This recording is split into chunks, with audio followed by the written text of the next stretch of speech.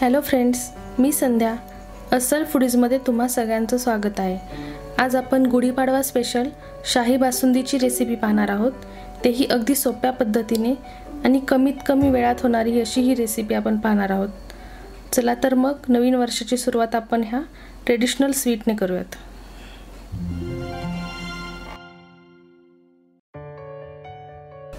बासुंदी बनवण्यासाठी इथे मी 1 लिटर फुल क्रीम म्हशीचं दूध घेतलेलं आहे, 100 ग्रॅम खवा, त्यासोबत 100 ग्रॅम साखर, ते सगळे ड्राय फ्रूट्स मी क्रश करून घेतलेले आहेत, याची बारीक पूड करायची नाहीये, आणि 1 चमचा वेलची पावडर। आता पहिल्यांदा आपल्याला हे दूध उकळून घ्यायचं आहे।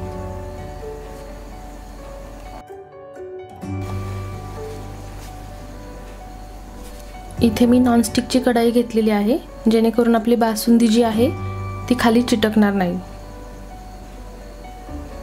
तर नेहमीप्रमाणे आपल्याला हे दूध उकळून घ्यायचं आहे, त्यासाठी आपल्याला एक 5 ते 10 मिनिट वेट करायला लागेल।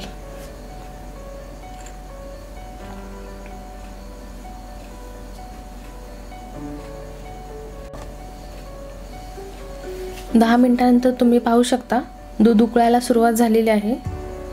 वरती एक छान साईची लेयर आलेली आहे। प्रत्येक वेळेस ही साई आपल्याला दुधामध्ये मिक्स करून घ्यायची आहे, जेणेकरून ती कढईला साईडला साठून करपणार नाही।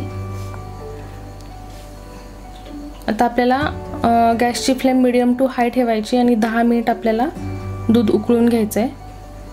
मधून मधून ते आपल्याला व्यवस्थित ढवळून घ्यायचं आहे, जेणेकरून ते उतू जाणार नाही। दूध आपलं बऱ्यापैकी आटलं आहे, क्वांटिटी त्याची कमी झालेली आहे। आता आपण याच्यामध्ये साखर ॲड करून घेऊयात।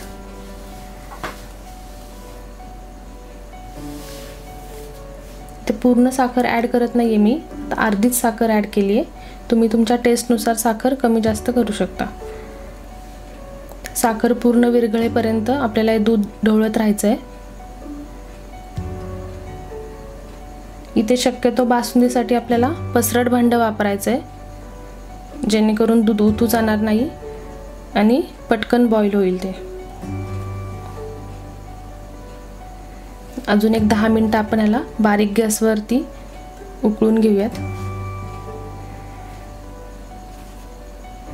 दूध आटून आपलं हे अर्ध झालं पाहिजे। दूध आटून अर्ध झालेलं आहे। आता ह्या स्टेजला आपण याच्यामध्ये जो खवा घेतला होता तो ॲड करूयात।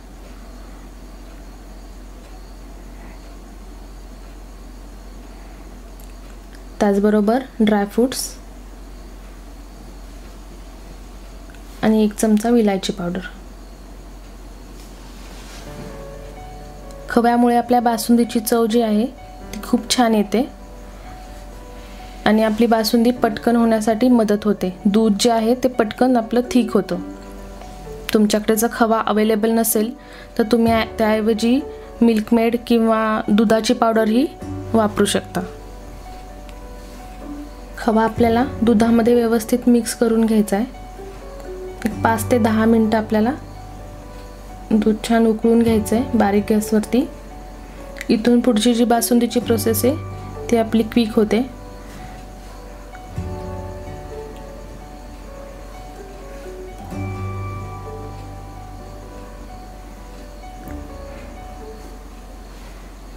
आपल्या बासुंदीला छान कलर आलेला आहे। एक 5 ते 10 मिनिटांनंतर तुम्ही पाहू शकता आपलं दूध एकदम थिक झालेलं आहे आणि आपली बासुंदी ही रेडी झालेली आहे। ह्याच्यापेक्षा जास्त आपल्याला अजून आटवायची नाही आहे, कारण थंड झाल्यावरती अजून थिक होते।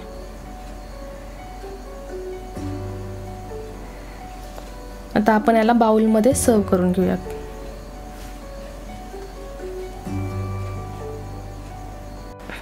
आता आपली ही बासुंदी रेडी झालेली आहे। ही तुम्ही गरम गरम ही सर्व करू शकता किंवा फ्रीजमध्ये थंड करूनही पुरीसोबत सर्व करू शकता। दोन्ही पद्धतीने त्याची टेस्ट खूप छान लागते। आता ह्यावर आपण गार्निशिंग करून घेऊ। तुमच्या आवडीनुसार तुम्ही कुठल्याही ड्रायफ्रूट्सनी किंवा केसर वापरून तुम्ही गार्निश करू शकता। तुम्हाला माझी रेसिपी कशी वाटली ती मला कमेंट करून नक्की कळवा।